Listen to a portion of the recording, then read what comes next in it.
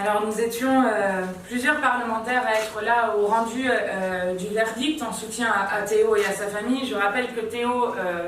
a une infirmité à vie suite à cette intervention de police qui avait eu lieu en février 2017.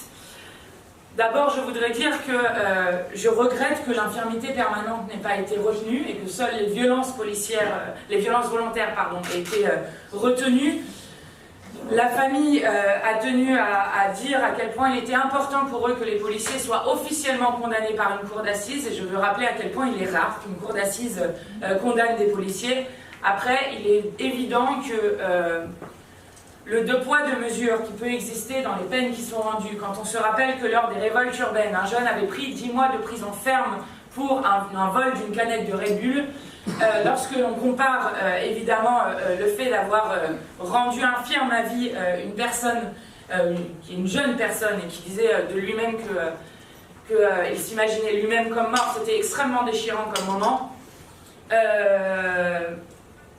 Et apparaît comme un deux poids deux mesures qui est insupportable dans notre pays. Mais je veux retenir ce que dit Théo et sa famille, c'est-à-dire le soulagement d'avoir une condamnation qui reconnaît ce qu'a vécu Théo, et je veux encore lui adresser toute notre affection, à sa famille, et surtout redire à quel point, je l'espère, ce procès en cour d'assises aidera à ce que plus jamais des situations comme celle que Théo a vécues et continue de vivre ne puissent se passer dans ce pays.